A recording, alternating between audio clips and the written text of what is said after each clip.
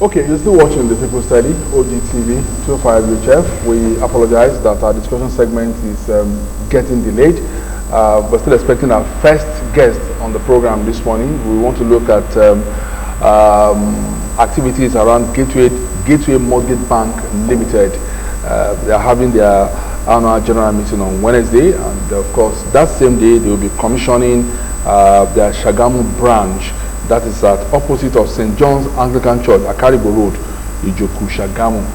So we'll be expecting the managing director of that bank to come in, anytime from now to talk to us about these programs and other interesting questions that you would like to issues that you also like the MD of the bank, react to on the program. But in the meantime, we'll continue to take calls from you. We will go back to the issue that we raised during from the headline segment, and that was actually getting very strong momentum before we took that break, and that's the comment credited to Pastor Tude Bakari that it's going to be risky for federal government to regulate the social media. The line is still buzzing. Even when we left studio, we still had some people trying to reach us. So you have the opportunity of talking to us again until our guest, the first guest on the program, arrives. So let's take your calls. Regulating social media risky, Pastor Bakari. Dominic, as you said, I think the best thing is for government, media organizations, to especially traditional media, continually educate the public about the dangers inherent in social media. We are not saying that there are no positives. There are positives, but there are also negatives. Yes. So Nigerians should take the positives, not the negatives. And it's even a very good thing that most of the traditional media too have actually, gaining presence or are gaining presence on social media platforms. So it's very, very easy. Once you see something and then it's going viral, why not cross-check, with the traditional media, their social media handles. Cross-check. If they are not talking about it at all, know that you should still hold on, from your end. You should not circulate, that until when, because the traditional media, because of the fact that they have links, they have links almost across the country, so they can be able to substantiate issues or facts. And you can also hold them responsible. Yes, and you can also hold them responsible for stories that that they that they break either on their TV channels or on their social media handles. There are a lot of online TV stations, online radio stations. I think the materials that are really injurious to the public are the materials that come from the public. The citizen journalists. Journalism. That's what citizen journalism. People sit down in the comfort of their homes and they conjure a whole lot of pictures, videos, comments, and they begin to throw on the social media. And before you know it, there's panic all over. Exactly. But again, this is not also unconnected with NSAS protest. No, it is not. But it was also, that was also some positive side of social media until it was hijacked by hoodlums. So I think it only lends credence to what we're saying. There are positives to social media, there are negatives. Yes, very, very, very, very. I agree with you. I mean, look at the way the NSAS protest began. Okay, let's take the call. Hello, good morning. Hello, good morning. Okay, we lost it. Okay, there's another person. Another person, yeah. Hello, good morning. Hello. Hello. Hello. I think he's a kid trying to play with his mother's phone. Well, the schools are back now. They've staggered the classes. So. Hello. Hello, good morning. Good morning.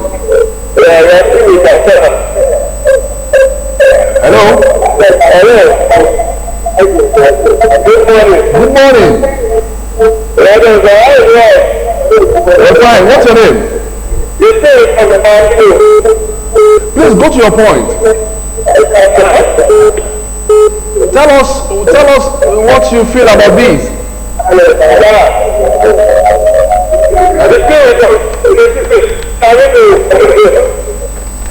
Maybe we should call back. We are really not the environment is very noisy. Yeah. And then ensure you turn down the volume of your TV as soon as you discover that the phone is ringing, so that you can hear each other.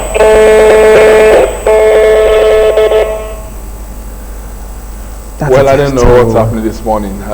So much calls trying to come in at the same time. You know, they call it jamming. As we were saying, it started on social media. You know, videos of police brutality, you know, extrajudicial killings and the rest of them, and then began with a tweet.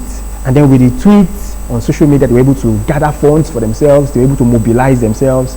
And then there were also some hopes. You know, the girl with no limbs, that they were able to raise huge amount of money to get limbs on social media.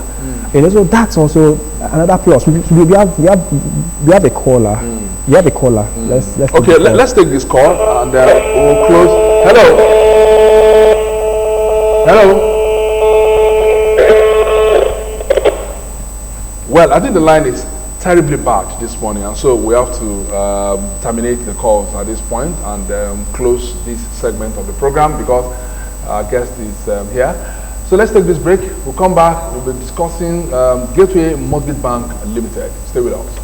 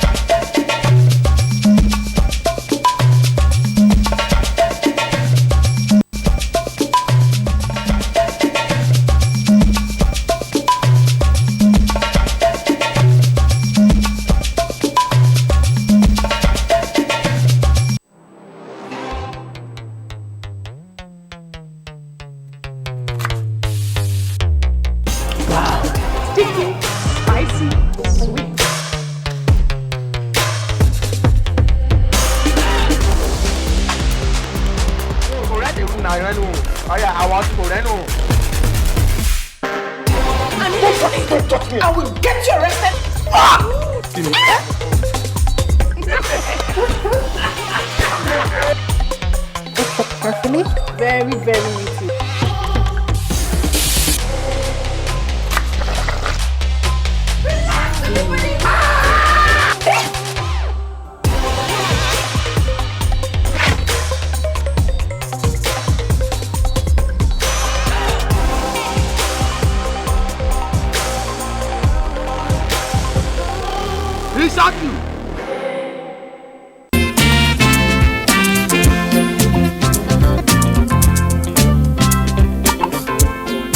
The winner is Mr.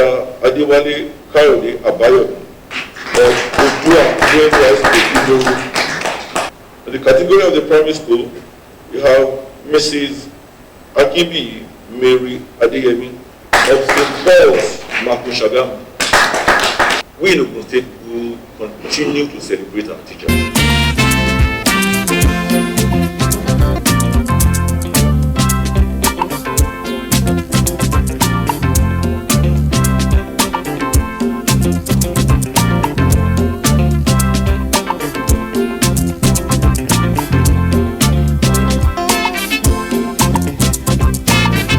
My message to other teachers goes thus: hard work pays. If you're committed, you're dedicated in your classrooms, you're pushing hard to make sure that your students get enough of learning practices. Do not relent. A day is coming.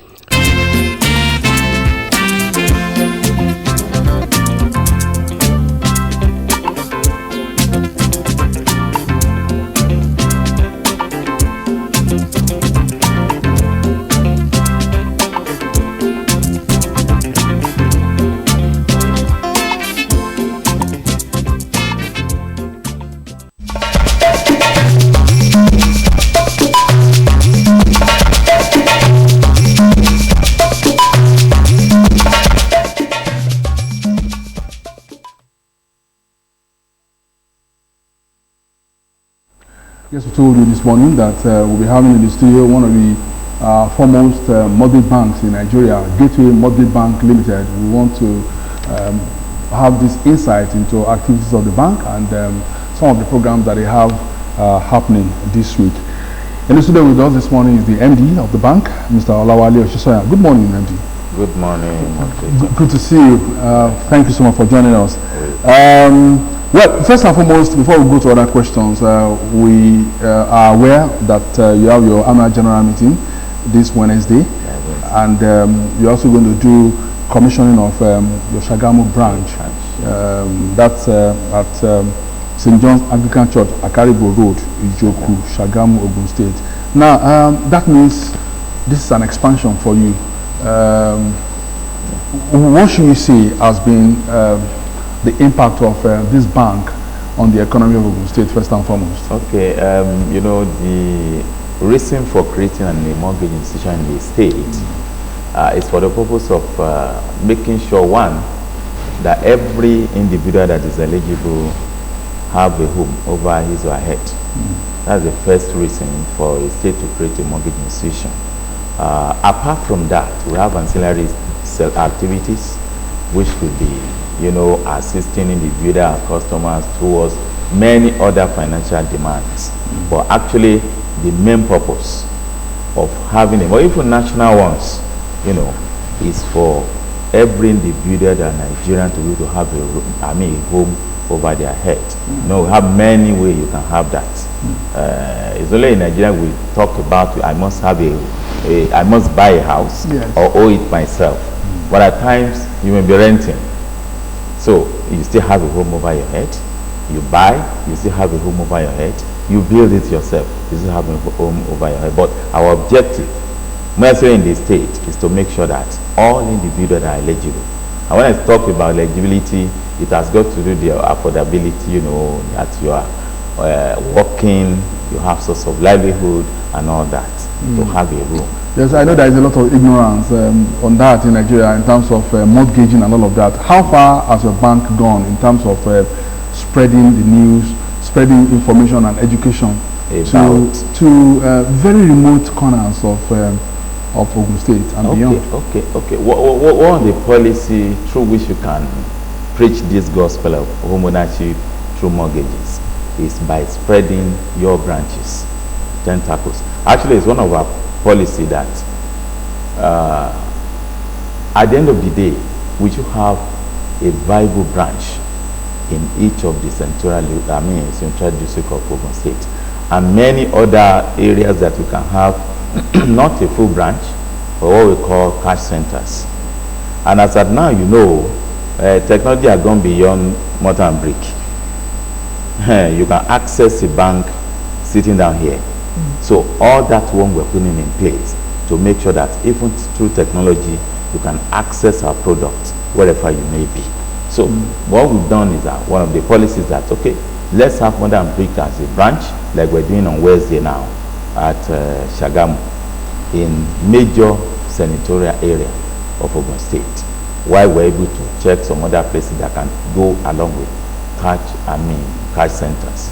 Now, we hear of Gateway Savings and Loans. We also hear of Gateway Mortgage Bank. That's true. Now, are they the same thing or they are different institutions? Okay, that's fine. They are the same, but name changed. Now, for the past, I think 2005, Gateway was established and started business. By then, it was Gateway Savings and Loans. 5 years ago, we came up to look at the situation because even around the public and whatever, they look down on savings and loans because there is no bank there.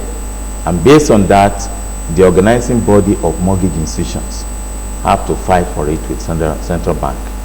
Now, we are banks because we do deposit, we source customers, we lend money, just like any other bank, only that we are specialized. Therefore, the central bank now give the authority or approval that, okay, you can now be a bank like any other bank. So we have to change to Gateway Mortgage Bank instead of Gateway Savings and Loans. That's what. So it's still the same. If you have an account with us then, the same account still operates up to this present moment. Okay, so again, because we are drawing comparisons now, yeah. Are you also different from commercial banks? Okay. Ordinarily, we have what we call specialized banks. Microfinance is a specialized bank. Mortgage institution they are specialized bank. Agricultural bank, they are specialized bank. So commercial bank, they are also specialized bank in their area. You know, for the act that set up individual or different type of banks, there are some areas you cannot go to. There are some areas we call permissible and non-permissible.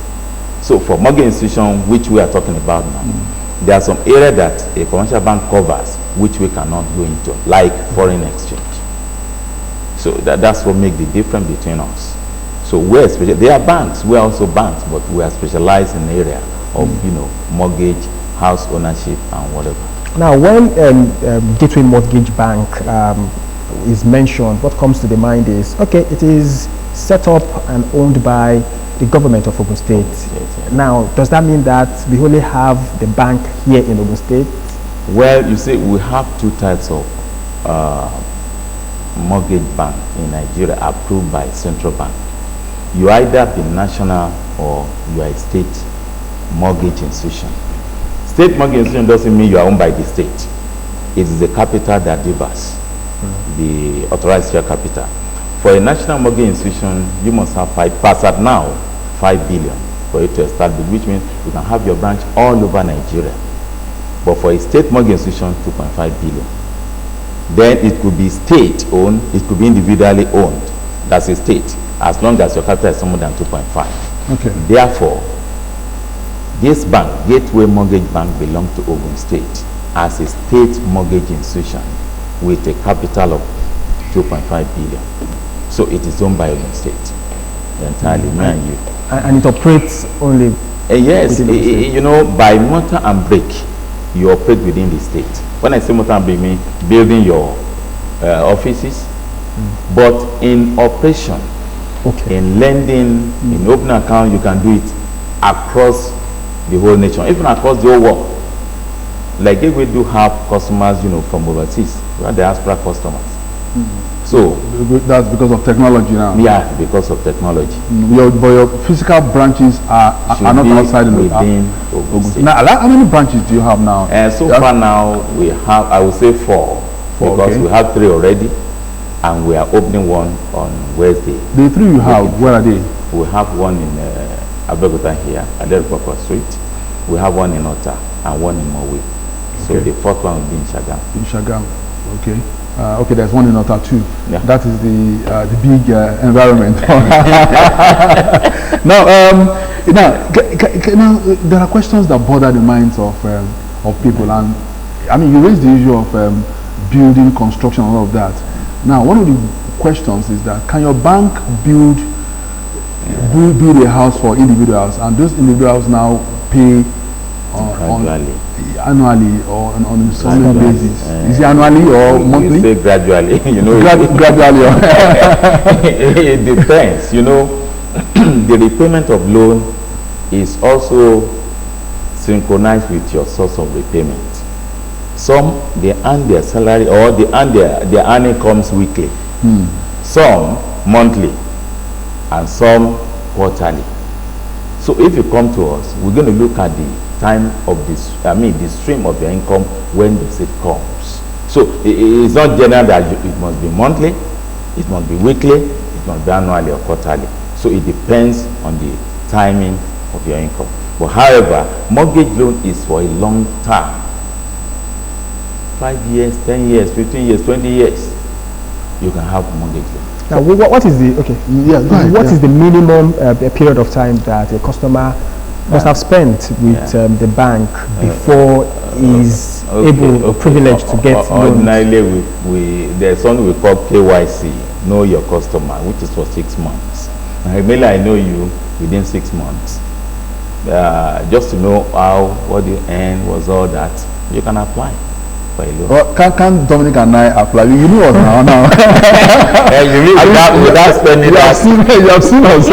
Is that not the 6 months is not cast in stone. Yes. It's just for me to know you. Okay. At times, we do even ask for the statement for your account from other banks. But nobody is still now without an account, you know. So if we look at you like we're here now, you've been keeping account with somebody, with another bank, we can say, okay, bring your 12 months statement. Oh, okay. What about for civil servants? Do they need to bring the easiest way for them, I guess, is for them to bring their is to open an account. Open an account and bring their salary. Your salary account. Salary account. And so make it easier. That makes it very easy for you. Very easy. Now, when it comes to technology, Theodore earlier on talked about technology. How compliant is the bank? Okay. Technology has. Yes. Okay, very good. Now, if we go around, it's not common with mortgage institutions, but for Gateway, we're different mortgage institution entirely. Now, run account with us, you can take your ATM card to anywhere to access your account. Okay. Yeah. Merely you open an account, they will give you your ATM card, which you can use on any machine. Any machine. Yeah. Number 2, we have our Gateway mobile app, which will be installed in your phone for the transfer of funds, you know, from one person to another, from an account to the other. Number 3, we have internet banking, whereby also you go on your laptop, do all what we need to do activities on your account with us. Many, you know, products like that, through which you can transfer business Gateway mortgage bank. So that's how we are complying with, you know, technology. As it goes, yes. We've seen so many banks collapse. Collapse. Okay. Yes. So many financial institutions in Nigerian history collapsed, and sometimes, the curious thing that comes to the mind of people: who are the shareholders? You know, and all of that. Why did they collapse and all of that? Okay. You want to explain all of that? Okay. It's not common now. Why? Because you see, it has happened in the those days. We do have about 110 mortgage institutions before. As of now, we have 34. You know, we have many reasons why a bank can collapse. You know, when there's no corporate governance, in the that's a big subject. Corporate governance, where you don't have the board that know what they're doing, all the measures to put in, all their offsite, you know, activities are not done. So through that, lending without recovery can cause collapse of a bank. Go and look at those ones that collapse. You will see that many of them are owned by customers who refuse to pay. Number 2, when the oversight, you know, functions of board are not adequate, there can be fraud. Fraud is another, you know, I feel a cankerworm in the collapsing of the bank. Aside from that, if there's no fraud and your lending is sound, you're able to recover, hardly will you, you know, have a bank collapsing, you know. Those are the 2 major reasons why they collapse there, you know, lending and neglect of oversight function of board members. And that's why you see now that in appointing board members, there are conditions attached to it by central bank, which if it collapses, you have problem as a member of the board. Now, that's Ogun State government, this bank belongs to Ogun State government. Yes. So are you saying Ogun State government does not have the full authorities to appoint board members without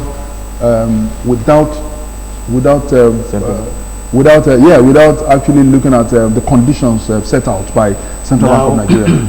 There is no bank in Nigeria that the shareholders appoint, listen very well, board members without reference to Central Bank. There are conditions. In fact, if you appoint a director that is not fit, they will reject it. That is not fit. How do they? How do you determine a misfit? Okay, there are conditions that when you appoint a board member, that CBN has stated out, experience, your qualification, you know, where you've worked, you have any issue, you know, before. Okay. They even refer your case to security check. Those are the things that is done before you are approved to be a board member. Yeah, so that's what's happening now. So you can appoint board. Yeah, you have the right Ogun State is one that appoint all the board members, but you must refer to Central Bank for clearance. Your loan interest rates. Interest rates are another contentious issue. In lending. Yeah, in lending. What's your own? Is it soft? Is it too? Is it popular? I used to tell people, I say that, you see, you sell what you buy. It is what you buy that you sell. And what do I mean by that? The money we are lending out belongs to you, belongs to me, belongs to the public. And you brought it to me. You want to take interest on it. Therefore, I will look at it that the interest I'm going to pay back to you with a little, what we call a checkup on it, to pay salary, to take care of it, and I now fix my interest rate. So, interest rate is according to the cost of fund. That's what I'm saying. If I have a cheap fund, I can lend it low. If my fund is costly, definitely that's with just on my rate. In Nigeria, we don't have cheap fund. Men that bring their money, they want it almost immediately. There's some long-term fund here. Are there places in the world that we have cheap funds? Oh, you see, there are policies. Okay, look at Federal Mortgage Bank. It's a bank owned by the federal government. Okay. With the planning to make sure that they're able to bring out cheap funds for lending or housing. How does it happen? There is a deduction from your salary, my salary, and others that get together the fund at a rate which is about 2% back to you, at a rate of 2% back to Federal Mortgage Bank, and at a rate of 2% back to the mortgage bank that will lend it out, making 6%. So that loan comes out with 6%. You know now, what determines it is the policy. Yeah. But the fund I take my fund from the public, me and you know, some with 10%, 11%. But as at now, we are lending out at 16%, which is the cheapest you can have. And I can assure you of that. The cheapest you can have 16%, go around the banks. So our rate is 16% for now for mortgage. Now, what is the nature of the collateral involved? Now, we have many type of collateral we do request for, depending on the liquidity of such collateral. You know, some people, they borrow money while they have money. Yeah, they keep money as security and they borrow. It's for the purpose of discipline, you know, people do it. To know that, you know, yes, I borrowed this money, I must pay back. So we have cash collateralized loan, which is not common anyway. But many will say, why should I go and borrow when I have my money? But people do that. Number two, for mortgage loans specifically, we do ask for, because normally for property ownership, in most cases. So we do ask for, where is the paper of that property? You want to buy, or you want to build, or bequeathed to you. So that's what we're going to ask for as your security for the loan. Well, recently for civil servant, we just seen that when your salary is with me, and the ministry can write us that the salary will not be taken out of your, of Gateway for the period which you're going to have your loan. So we just in the issue of CFO and all that. Not ordinarily, we ask for the CFO what the house want to buy. Now, talking about properties, because you mentioned the properties now, do you have properties that you probably put in the market for sale? Now, ordinarily, mortgage institutions don't build. What you have to do is to make sure you finance building, or you finance those who want to buy it. So we collaborate with developers. For example, in Ogun State, we have Ministry of Housing. You know, they are building houses all over. So we are financing it. We have Ogun State Housing Corporation, and we have OPIC. We collaborate with them, apart from other individual, developers. So we have many in the market now, which we are collaborating with, to finance for the off-takers, those who want to buy. But we don't build ourselves. Some people will also, they've always said that Gateway Mortgage Bank Limited is elitist. That it is normal for Yaleja, Yalepo, Yalata, and all of that. Is that true? That's not entirely true. When we're launching or when we are commissioning Mowe branch, we told them specifically that we came. If you've been to Mowe, you see how the place is. You see those who are there. How vast. And how vast it is with. I would say, what would I call them? Informal sectors. Yes, the artisans. Artisans and traders whatever. And all of That's why we cited that branch there, where it is. In fact, basically we have product for informal sectors, which are artisans, those museums and all others. So our business is not, we have classes and we have product for individual class.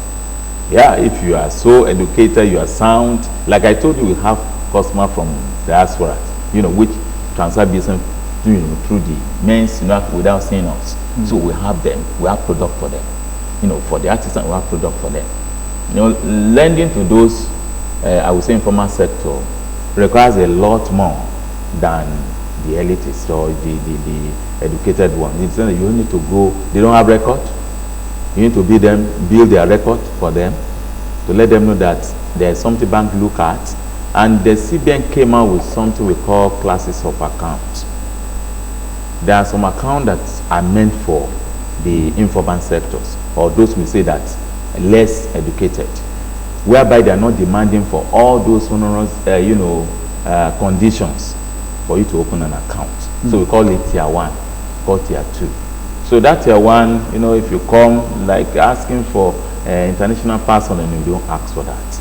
Only that what you can transfer in that account is limited to a certain figure.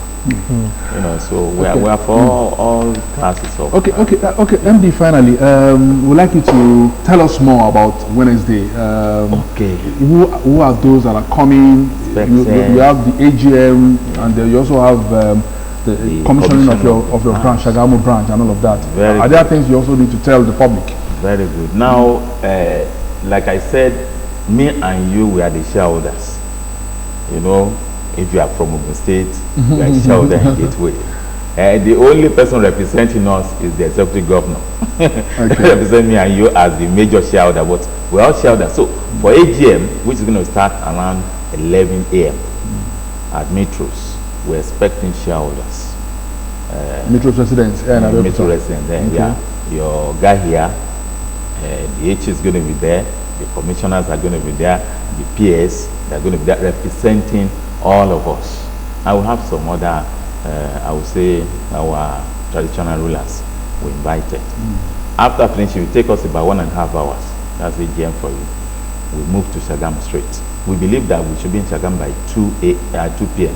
max, and to take off. Over there, we expect the HU will be there, and the cabinet members, you also be represented, and apart from that, the local people in Shagamu. Those are you are going to deal with, the Yellow Jazz, the Babalo Jazz, the KBCs around Remo, but that's the East Senatorial District. So we expect them to be there, and our regulatory body is going to be there. CBN is going to be there, NDS is going to be there, IFUN Mortgage Bank Nation is going to be there as well, and our colleagues, in the industry, we're expecting them from there. And apart from that, we send it out that nowadays we're talking about COVID-19. You can join us, online. Yeah, and of course, for those that are also coming, they will have to comply. Yeah, you have to comply. Somehow, so put on your. But if you don't have, we will give you the. you give one. Okay. Yes. Okay. We must thank you so much for coming, Mr. Olawale Oshisanya, Managing Director, Gateway Mortgage Bank Limited. The bank is having its annual general meeting on Wednesday, 11 a.m. Metros residents here in Abeokuta, Ibadan, Austin Estate, and of course, the same day at 2 p.m. the bank will be commissioning its Shagamu branch at St. John's, opposite St. John's Anglican Church at Karibo Road, Ijoku, Shagamu, Ogun State. Best of luck. Thank you very much. On Wednesday. So we expect you to be there. If you don't have account now, honestly, it's on. In fact, that day, You know, ATM card costs you something. Yeah. But that day, anybody that open an account with us go away with ATM free. Okay, so if you open an account today, we'll get ATM free. No, that day. We must thank you so much for coming. Thank you very much. Okay, when we return, we will be talking sports. Last Friday was another sad day for Nigerian football. The Super Eagles of Nigeria drew 4-4 after scoring 4 goals in just 30 minutes, and they squandered those 4 goals. Sierra Leone came back, and so we have some guests coming in to discuss that the falling qualities of Nigerian Super Eagles. That will be our next discussion on the program. Stay with us.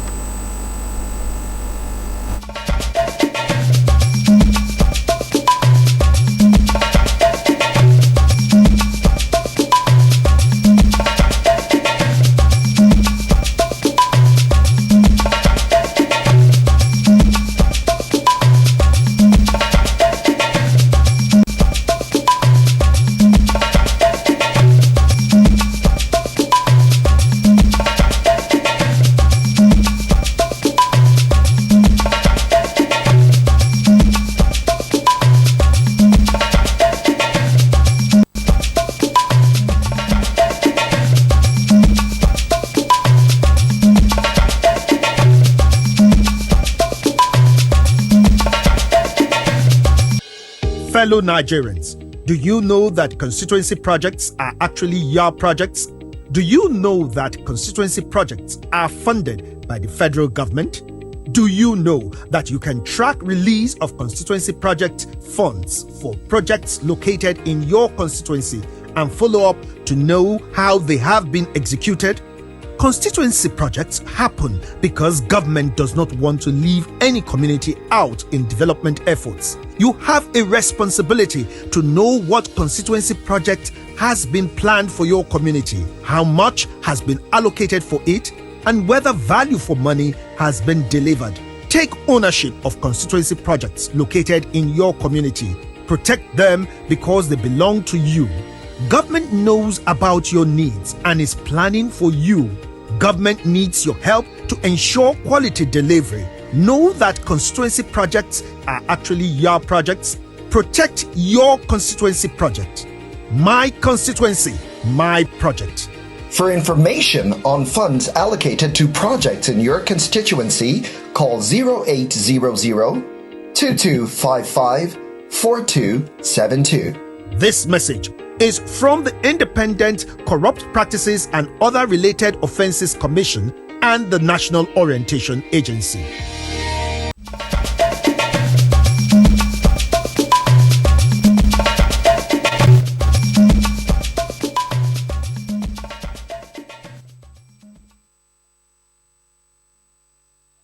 Thank you so much for still watching us. We told you that in the second segment of this program, discussion segment of the program, we'll be looking at sports and we'll be looking at football in particular.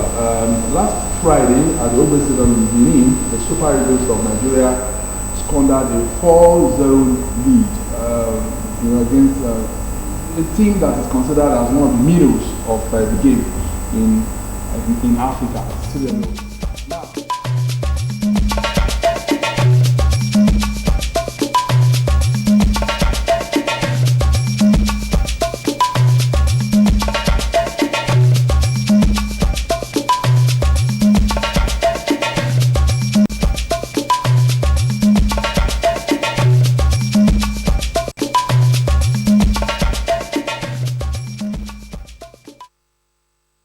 I apologize for that. We were talking about the match that happened last Friday at the Ogbè Stadium in Benin. Nigeria 4, Sierra Leone 4. Now, teams do have bad days, but again, sometimes when it's a team that is considered legendary, like the Super Eagles of Nigeria, score 4 goals in 30 minutes, and they allow their opponents, cancel all of those goals, then such a spectacle raises some germane questions, and that's why we have in the studio with us this morning a sports journalist and a football administrator. On my immediate right is Mr. Biodo Gudipe, is head of sports at Ogun State Broadcasting Corporation here in Abeokuta. Biodo, good morning. Good morning. Good to see you again, Biodo. It's good to be in the studio. Thank you so much. We also have a football administrator, and specifically is president of FC Nilayo, one of the club sites that are based here in Ogun State and that are also doing very well in terms of capacity development and talent discovery. Mr. Ebidowe Iwefe is also in the studio this morning. Good morning, Eddie. Hey, you're doing. Nice to have you. Now, let me start with you. How did you feel that day? We were going 4 goals up, and I didn't actually sit down to actually monitor the match. But while I was now driving home, I got the full result, the final result, and I heard that it was 4-4. I almost pulled over. You know, I was trying to, you know, reflect on what must have actually gone amiss. What actually, you know, went amiss? Before I answer your question, it's nice being here. I know you've on many occasions tried to bring me back to space. I've been turning it on. The last one was when I came back from America from that Soccer Rex program. So it's nice being here. You asked, how did I feel? Naturata. I was angry. I was bitter because I watched the game. When it was 4-3, that's when I switched off. You know, the most important part of it was that I watched the match with my data. You know, with my data. So it was painful. People will say it was our off day. I don't see it that way. Something was fundamentally wrong in that particular match. That was Super Eagles on that Friday. Is it the match or the team or that collection? When I say match, everything. You know, something was fundamentally wrong. There was no way we could have been 4 goals up in a match, not under 17, where we have the children, but it's Super Eagles. Super Eagles, the flagship of Nigerian football. You know, something was wrong. There was it's inexplicable what happened that day. We hear that the players got angry with the manager, Genaro, at the locker room, and they actually were angry with some of the changes he made in that game. They actually felt that those changes actually, you know, affected the game, and that was why the match ended that way. Well, but it's neither here nor there. You and I were not in that place, so we wouldn't substantiate this position. But the truth is, I am not a fan of Genaro. In my private capacity, I call him a scam. You know, so I do not reckon with his technical know-how, right? We would say there were some changes that were to be made, that ought to have been made, that he did not make.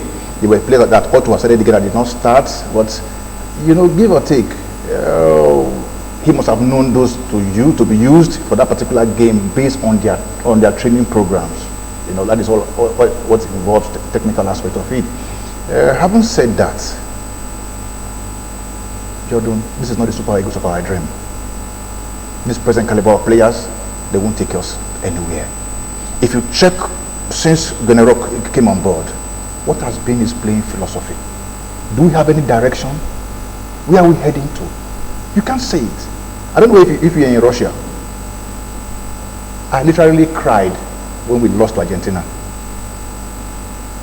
You see, so I have been studying Genaro, his pattern. I cannot see anything. What has he done for Nigerian football? Nothing. What has he achieved? 3rd place in last AFCON.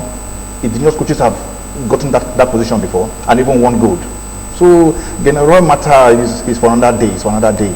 But for that, our Super Eagles, there was no fight, there was no bite. They thought they had gone home with a 4-goal lead. But football is about 90 minutes. It's 90 minutes. It's not over until it's over. Besides, autocronitor, you can't give what you don't have. You can't give what you don't have. This present bunch of players, that is their level. Sorry to say. Well, this current bunch of players, just like their level. Now, Eddie has hit all the blames on Genaro, but we also know that the chief scouting officer for the Super Eagles has been the NFF president, who has been all over. You know, anytime he sees a Nigerian player, probably in Europe or anywhere, he suggests the player to the national team. So you don't think all of them are in this same boat? Yes, I would want to agree with you that all of them are in this same boat, because we can't pin the failure of the Super Eagles on the coach alone. The players have their parts, the NFF has their part, the coach has their part. I keep asking people, where is the technical department of the NFF? Who are the people sitting down with Jonathan and say, this is the direction we are taking Nigerian football? I see the NFF president intervening in many occasions, which for me should not be, as you said.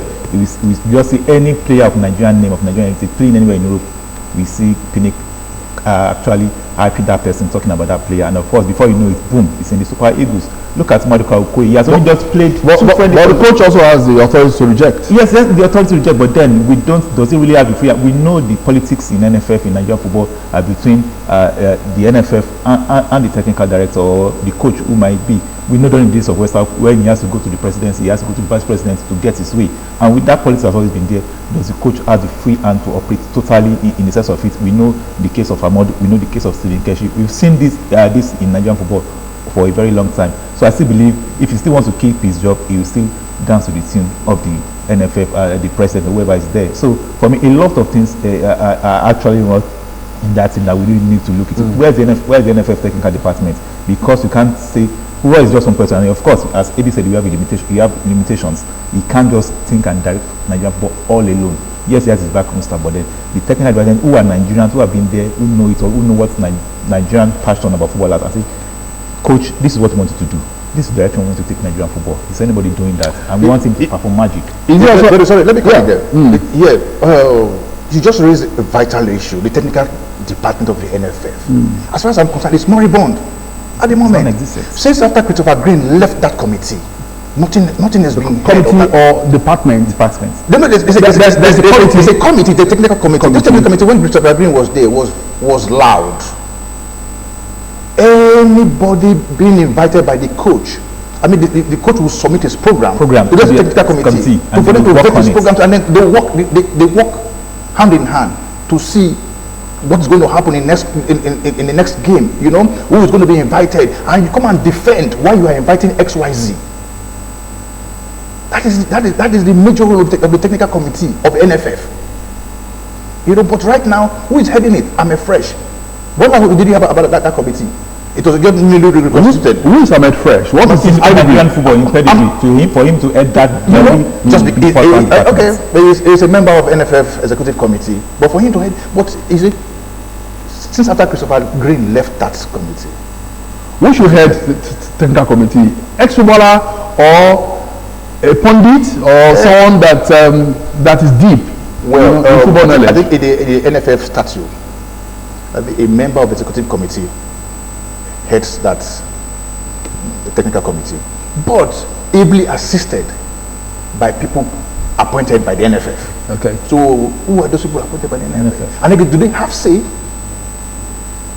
What is their input in that committee? Because Ghanaian cannot be inviting everybody all over the world to come to play for Super Eagles. Who are they? Who are these people coming to play? Yes, they are Nigerians, but what is their pedigree? What is their quality? What can they offer? We've seen it. Let's say I wake up one morning and tell there's one guy playing in Azerbaijan.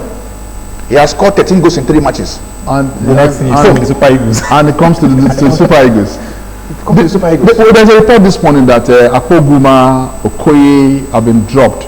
By Raw for the turn leg tomorrow.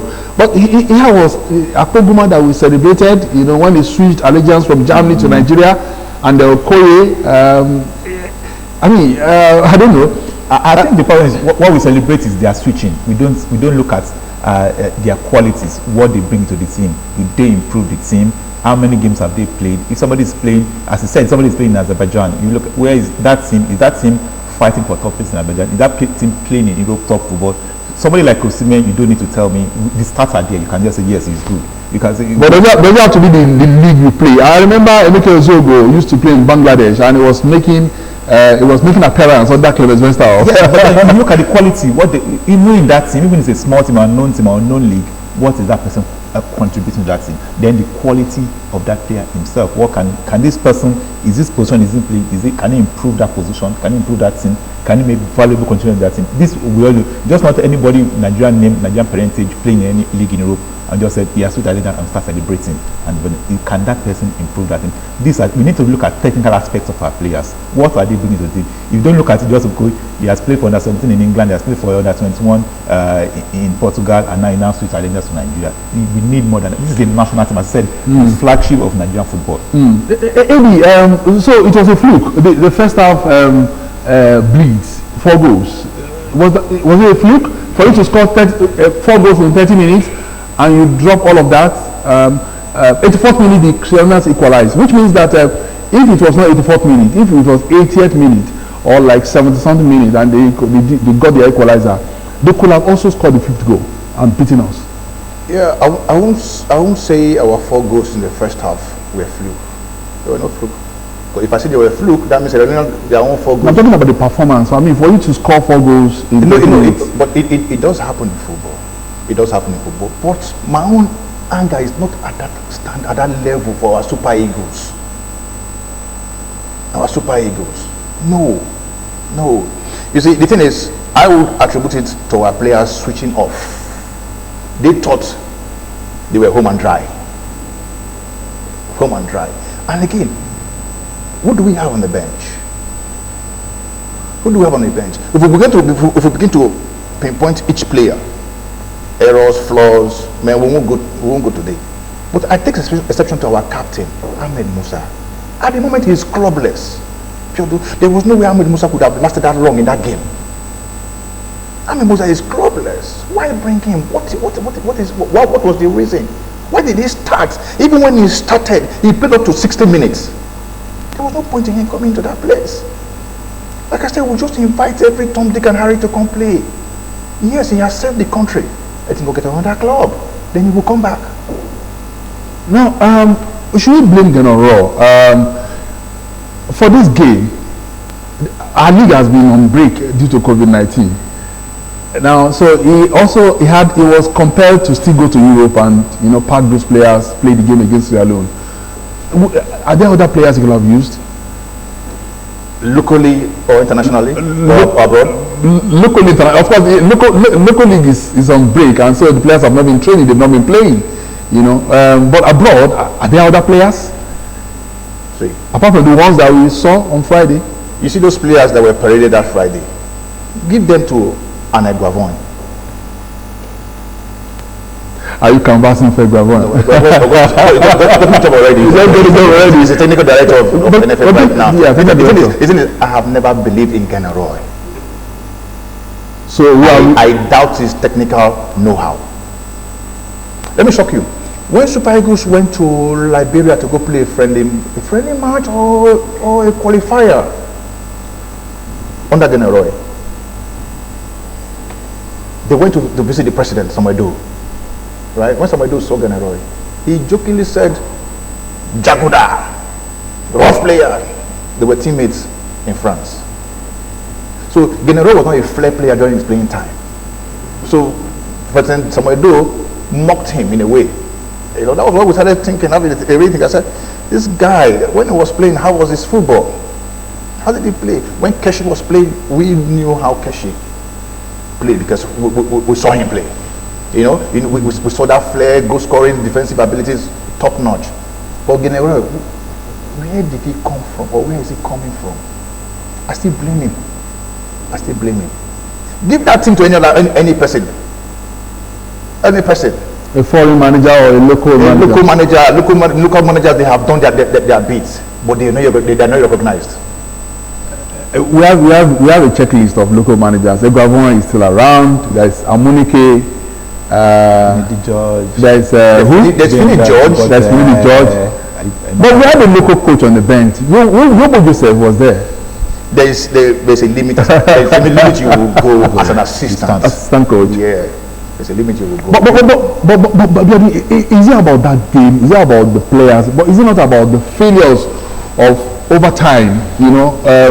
We have not I think we have failed to build a system that can consistently produce the likes of Rashidi Yekini, Keshi Egwavon, and the rest of them, and we have now abandoned our destinies. We have allowed our destinies to go into the hands of Europe and all of that. So every now and then we go to Europe. Yes, I agree with you totally. I have been one of the critics of Amadi Pinnick because the moment you mention any name of any Nigerian player, of any Nigerian parent, who was not born in Nigeria, who has not been in Nigeria before, but playing in any club in Europe, and he doesn't have the opportunity to go into the national team, and they start mentioning the name, he goes after him.